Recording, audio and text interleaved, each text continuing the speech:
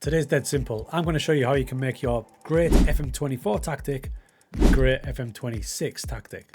So by the end of this, you should be able to grab that banging FM24 tactic, get it into FM26 and start smashing up the opposition. So the first thing you're going to do is go through load tactic. Now you can see all these tactics in here. Now obviously I haven't made all of these since Football Manager 26 came out because I'm not a psycho. What I've done is I've moved quite a lot from FM24's tactic folder into FM26. So then we're going to load these up and see what happens. Now I've started with this one because it does look kind of mental. This was one I created last year when Kevin De Bruyne was playing as a wide player and drifted in. So I tried to replicate it on FM and it looked like that monstrosity. Now the good news is it's transferred over nice and safely from FM24.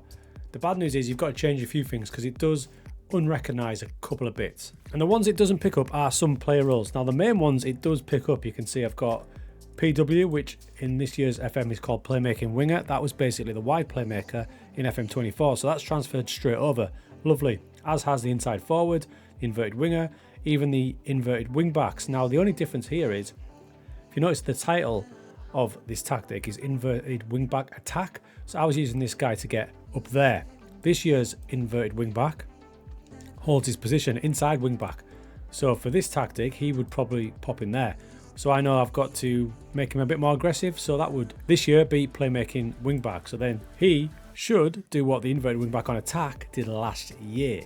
You've got to go through your whole team. It's handy if you've got your old tactic to hand. I know it's a big ask, but if you can remember what you did and just tweak things here and there. Now the other big one is team instructions. It does change little bits. So in possession, what I've noticed, it kind of automatically zooms you up to much higher on tactics that you might have used higher tempo, for example. Now I wasn't using much higher on this tactic, but it has zoomed it up. And the other thing it does is attacking transition. It takes away if you were playing counter attack. So just bear that in mind. You have to check those.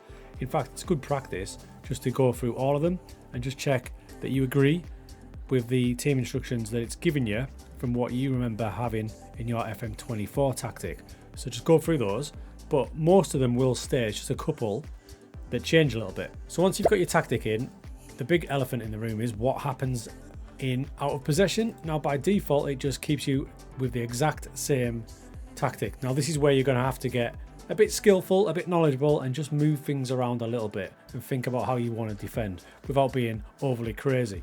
So let's look at in possession. I'm just going to quick pick it so I can see my players a bit better, so it gives me a better view. So I've got this lined up here. It looks mental, but bear in mind when we look at the visualizer, in build up it still looks mental, but when we start to progress it starts to look a bit more normal. We've got more bodies in the center, for example, and when we're attacking that's the way it looks. So I now need to do the same sort of thing in out of possession. At the minute there's gaps everywhere that just go right down there and destroy us. So which players would be comfortable in moving around? For example, the DM can comfortably pop over here.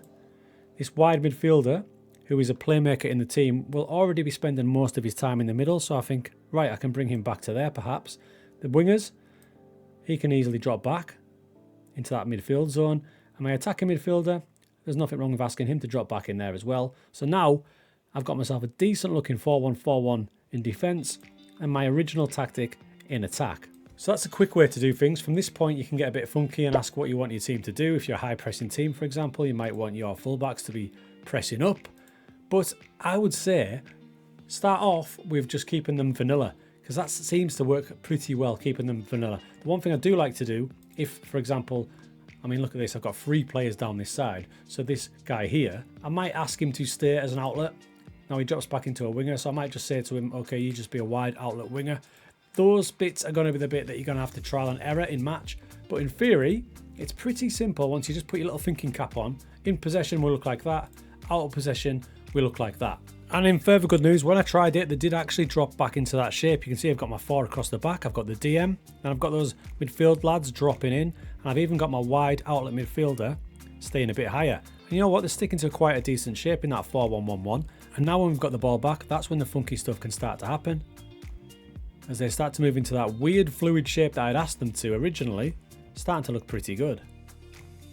I've only tested it in a handful of matches, but we won 5 in a row, so I'm pretty happy. And the good news about that is the better you get out of possession stuff, the better your tactic will be. I've just kind of put a vanilla out of possession formation in that and it did well. Now, at the opposite end of the scale, this is the GTS tactic, the go to sleep tactic I used last season. And you can see it's ridiculous with 5 up front, incredibly potent going forward. How the hell do you sort that out in terms of out of possession for FM26? Now, believe it or not, this one is pretty simple. We've already got our DM locked in. These two guys can simply drop back, and then we're going to ask the 2 wider strikers to drop to cover the flanks. There's the out of possession tactic. I've even dropped the false 9 into an attacking midfield spot.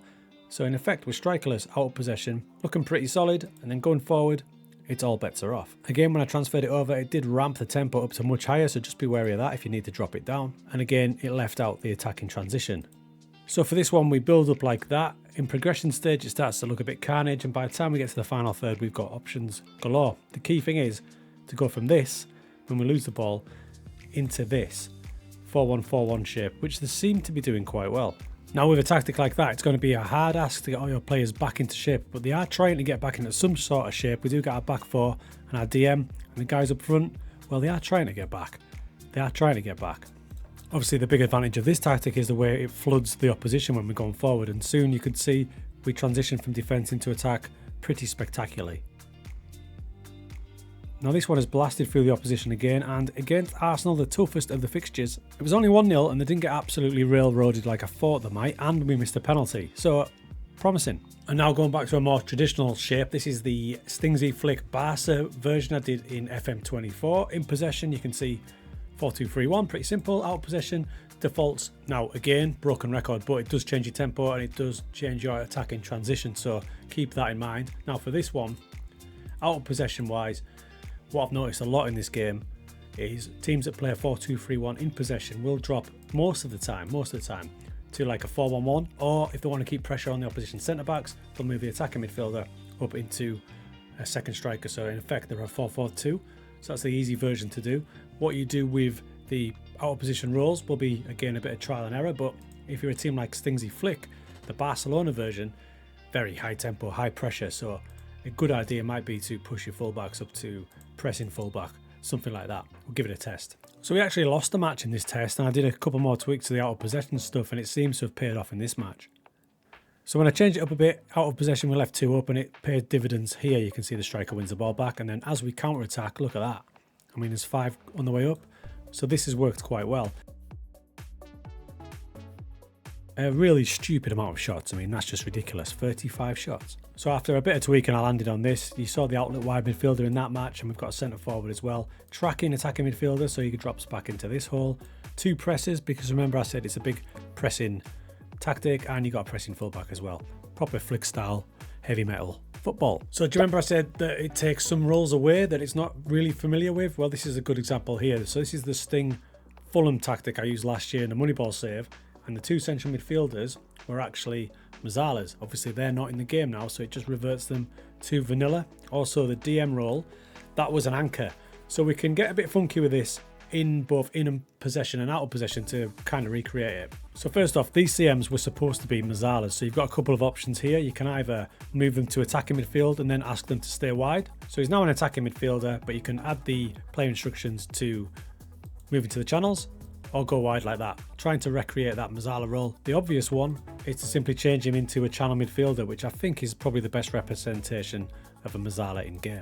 So I had double Mazzalas in there, so let's have double channel midfielders to replicate that. Up front I had a pressing forward, also no longer in the game. It's reverted it to channel forward. Channel forward to me is more like an advanced forward. I can kind of work with that, but if you want something more familiar to a pressing forward, I'm going to choose centre forward and hit some PIs on him, specifically in his out of possession. I'm going to ask him to trigger the press more, ask him to tackle a bit harder, and now I've got somewhat of a pressing forward. The other one, the anchor man, now a DM, that'll come into play when we go to out of possession. So out of possession it reverts to a 4-3-3. You can obviously keep that, there's nothing wrong with that at all. If you want to get a bit more defensive and a bit more watchful, you can drop these 2 back, and if you want them still to be a little bit higher up, we can just do the old wide outlet. And in this one, who was an inverted in attack, stay there and actually become an inside outlet.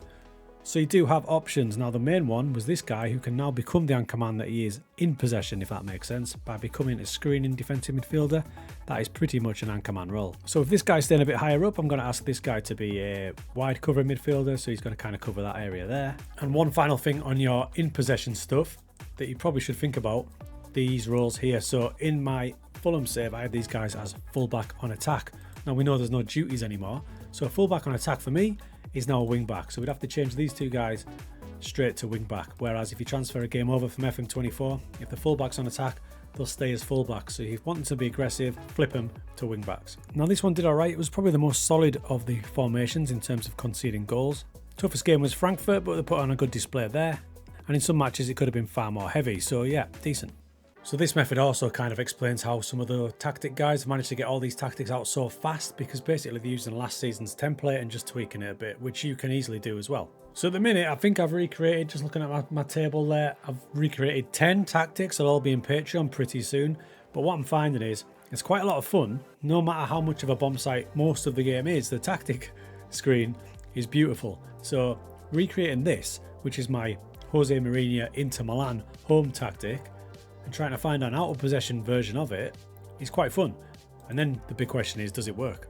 And early signs with this one is that it's absolutely smashing it, and I really hope it does, because this sort of shape, 4-3-3, kind of narrow, used to use it in FM21, 22, and I haven't managed to get it rocking as well as this so far. So maybe that out of possession's got something to do with it. Some of the matches are just mental, the amount of shots we're having. But what is encouraging is the lack of goals we're conceding. So that's got to be down to this, maybe getting this kind of right. So attacking in that weird lopsided setup, but dropping into like a kind of version of a 4-3-3. So that's the best part of the game by a mile at the minute, is the tactic screen and trying to work out your in and out of possession stuff. You can make it as complex as you want. There's nothing wrong. This is the easy way to do it, by the way. Say you've got yourself a 4-4-2, something like that. You don't really need to change much in terms of out of possession, but you're a bit unsure on what to use for the out of possession roles. You can quick pick roles out of possession, and they'll kind of give you a decent guide on what they think is a good option. You can see there they've chucked in a pressing defensive midfielder, a screener, a tracking centre forward. Do that, see what it's like in match. If you don't like it, tweak it from there. So other ones I've been trying to recreate from 24 is the Pep Barcelona version that I made. In possession it looks a bit like that, and out of possession we drop into the strikerless 4-1-4-1. A bit of a classic 4-4-1-1 with a shadow striker in behind a striker. In out of possession it will drop to a 4-4-2. And one of my favourites so far, and one I'll be using in a save pretty soon, is this Cruyff inspired total football attempt. In possession we're looking a bit like that, and out of possession we drop to something looking a bit more solid. And incidentally, they haven't all hit it out of the park. This is one I've used with the Pep Barca one, and there is some tweaking to do because we're absolutely dominating the game, but as you can see, we're not getting the results. 1-1 there. There's another 1-1 down here that's just as disappointing against Tondela, where we absolutely battered them. So I do need to do a little bit of tweaking. And it's probably a case of adding some play instructions to these, because when I had them in FM24, these were CM automatic roles, so they adjusted to attacking mentality up there. So it's probably a case of having both or one of them change to an attacking midfielder, and the results will probably improve. But the big takeaway is, if you've got yourself a tactic you were loving last year's 4-2-4 was highly impressive, just adapt your out of possession to make it make sense. When you lose the ball, where do you want your players to be? Simple tweaks like this one initially will do you well until you decide what player roles you're going to use going forward.